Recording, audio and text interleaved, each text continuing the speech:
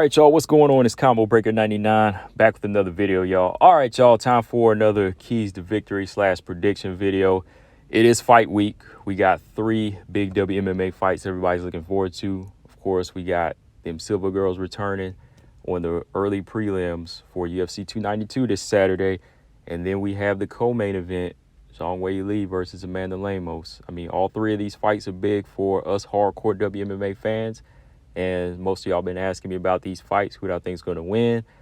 So I said, all right, I'll do some prediction videos for this one. I'll do some keys to victory also, because I had somebody ask me, can you do one for this fight? But can you really do one for Andrea Lee versus Natalia Silva? That one I'll get out tomorrow. Just got to watch some more fights, and just kind of, look at the scenarios, how things can play out. Because, I like to do that. I like to just kind of sit back and watch these fights and kind of imagine in my head, like if I was working in the opposite corner or both corners, But yeah, man, let's get into this one right here. Maryna Moroz versus Karine Silva 2. This is a rematch, y'all. This is a rematch to their strawweight fight from XFC about 9 years ago. Yeah, about 2014, which I, did a real quick round coverage on. It wasn't a round by round. It was just one quick round. And for most of y'all that don't know, Maryna Moroz actually got an armbar submission win in the first round over Karine Silva.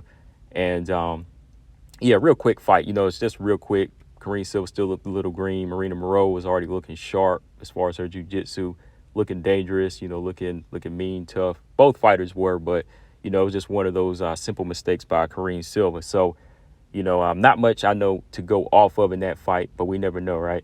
But since then, both fighters, they kind of taken different paths. Maryna Moroz got to the UFC quicker, had a lot of layoffs, went from 115 to 125. She's kind of been inactive, only fought I believe 3 fights in the past 3 years, whereas Karine Silva's fought a contender series and fought 2 fights in 2 months, and now this is about to be her 3rd fight in 2 or 3 months, right? So Karine Silva's ready to go. Karine Silva, she's ready to go. So yeah, real quick, looking at these fighters, how they match up. Maryna Moroz, she's 5'7". She does have a little bit of height to her. She's a tall, long flyweight, very thin, but she still is kind of wiry and has that muscular build about her. Similar to Joanna, not as ripped, but kind of like Joanna. And she has a 67-inch reach. Long arms. Karine Silva, she's about 5'5", 67-inch reach also, and she's really muscular. Early on in her career, she looked a little bit thick. But throughout the years, she's been packing on more muscle. And it's just been kind of balanced out throughout her body. She looks pretty athletic and very, very strong physically. She definitely is very dangerous on the ground and is able to use her hips and her overall body control. But let's start with Karine Silva in this one, since she's the one that really has to show up and show out and just kind of right that wrong, even if it was 9 years ago, because this is a big step up for her.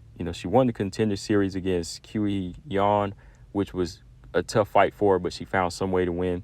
Then she fought Poliana Viteo, which, was a quick one, another quick submission. And Ketlin Souza, who was a newcomer in the UFC, that was another quick one where she got a very gruesome knee bar. Got that girl up out of there, popped that knee right out, man. But, yeah, since then, Karine Silva, she has that 100% finishing rate, which I always mention, knockouts, all kinds of submissions. So she's a dangerous fighter. But going into this fight here, this is her most well-rounded fight to date, somebody that she's faced before. So I think going into this fight, number one, I think Karine Silva, she has to be patient. Just comparing it to the fight before, she did come running out with the Superman punch, and then she jumped right into Maryna Moroz, who pulled guard and went straight down to the ground with her.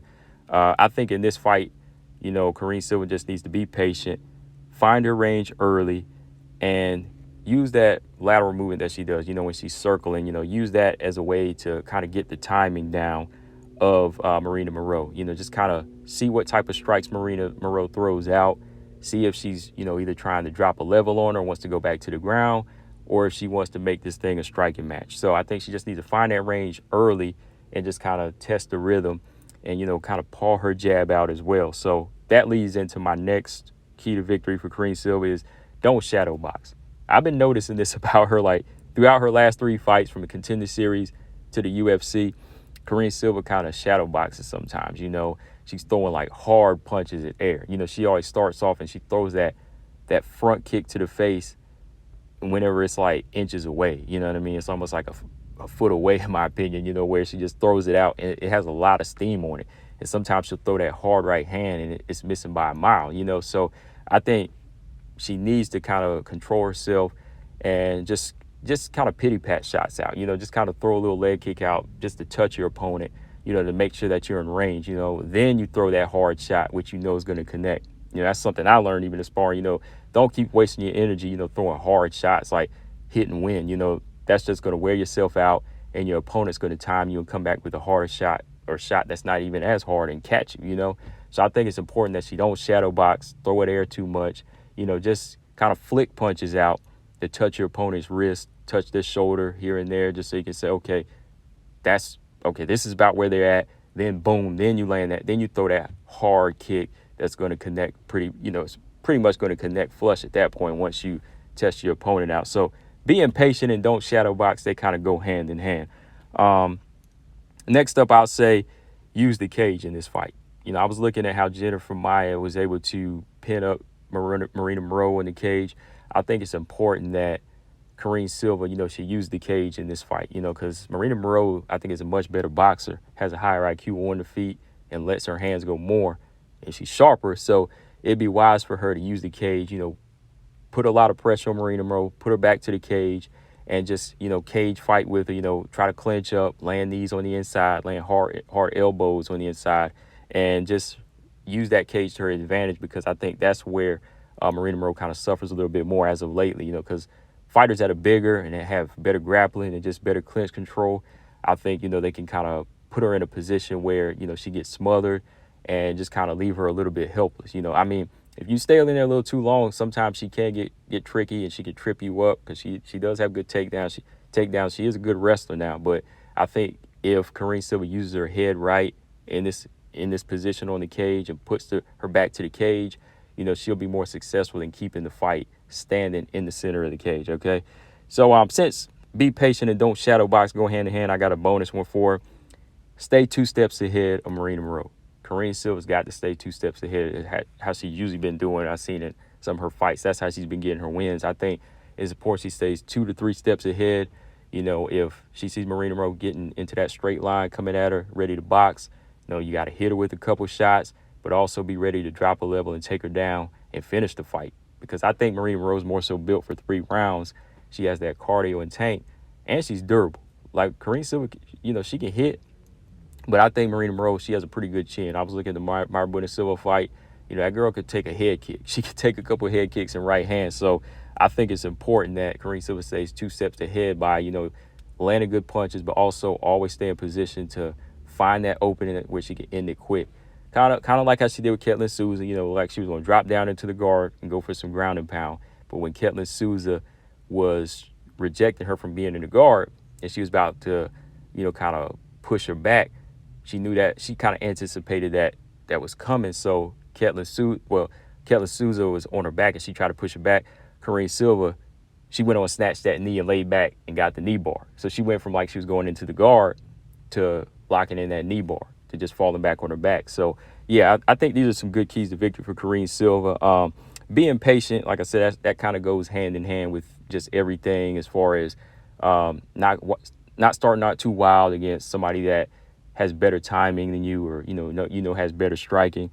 Do like you've been doing in your past few fights, circle your way in, and don't shadow box. Don't be throwing it air like, the first minutes or so of the round, like where every round starts, you throwing them hard shots, because that'll leave you open for a takedown. Because I can see now if she throws like a hard front kick, Maryna Moroz could snatch that leg up and take her down, So I think it just has to be like a pity pat moment where, touch, then boom, come with the big shot. Again, using the cage, take away the footwork of Maryna Moroz, and just stay 2 steps ahead, to look for that finish here, whether it be on the feet or on the ground. All right. Okay, so for Maryna Moroz, I want to say this. Look, I've had my gripes about her as far as her being inactive and not taking on the best fights, but I know she's had some injuries. I believe she had an elbow injury and she had some other things going on, so that's probably why she was kind of taking a break doing the modeling thing. But, yeah, there's a lot of good fights where I thought by now she could have been top 10, top 5 if she won. Like if she had beat Tyler, Manon, Montana De La Rosa from the jump, all those fighters, she could have been here, you know. But even whenever she returns, though, she's a mean fighter.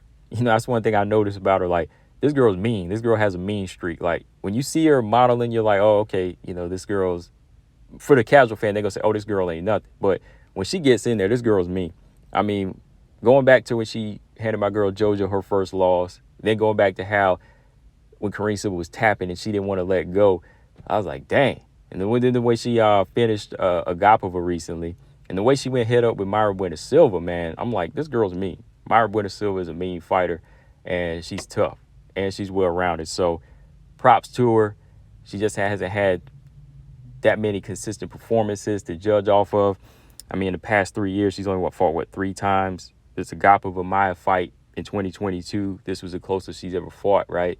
But before that was Maryna Silva 3 years ago. But I think she still has a lot of well-rounded skills, and she still has that mental edge over Karine Silva just a little bit to where she can say, you know what, I know what type of adjustments to make in this fight. But for Maryna Moroz going into this one against somebody that is riding high and that is dangerous and has gotten better with their jiu-jitsu in the past 9 years and has all kinds of submissions, I think the number one thing for Maryna Moroz that's important is, you know, combinations.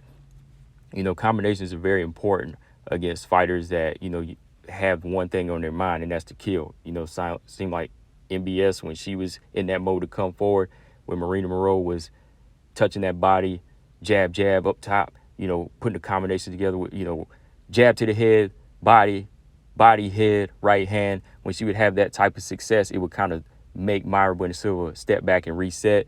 So it's important that Maryna Moroz throws all kinds of combinations, you know, because she knows her range right off the top, I believe, more so than Karine Silva. I think she's a better boxer, and she has success with these hands on a fluid fighter like Jennifer Maia.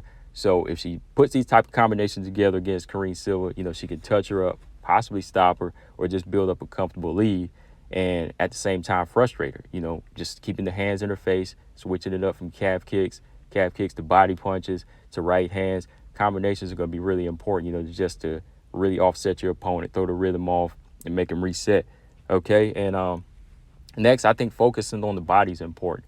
I've seen Maryna Moroz throw some nice body kicks before, but I think in this situation, it will be important because I was looking at that Q Han fight. The body's there to be hit, you know, and if she throws some nice shin kicks to the body on Karine Silva, you could slow her down. Might leave you open for a takedown, but who knows? Maybe Karine Silva might not be open to be taking Maryna Moroz down that soon. So landing those body kicks early, jabbing to the body, because Maryna Moroz has a nice jab to the body. She touches Jennifer Maia with it, Maryna Silva. She goes back up top. You don't see it coming. She jabs body, or sometimes she'll double it up, go jab body, jab head, like I said, and then it opens up into other combinations. But it's a good way of slowing your opponent down, especially somebody that's going to be looking to have that athletic burst, that speed to get on you. Start tabbing that body early. It's going to hurt the hip area. It's going to just hurt her overall, you know, balance of trying to even fight you against the cage or close distance. You know, you'll slow that opponent down with a lot of body shots. Of course, it opens up the hit. It'll open up the hit. Last for Maryna Moroz, I'll say don't stay in a straight line.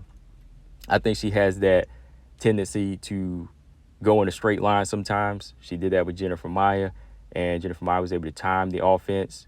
And like I said, with Karine Silva circling more, you know, she'll be able to see that straight line coming. And then when the combination comes, boom, she could take her down. So I think Maryna Moroz needs to step side to side, match it, step side to side, and then, you know, jab her way in. But don't just try to march straight in a straight line. That's going to leave her head wide open for those big shots coming, or that front kick to the face, or that body lock and takedown. So she has to mix it up. You know, she has to kind of zig and zag her way in this time and use some nice circular movement to take away even the power hand of Karine Silva, you know, that right hand, which has power in it.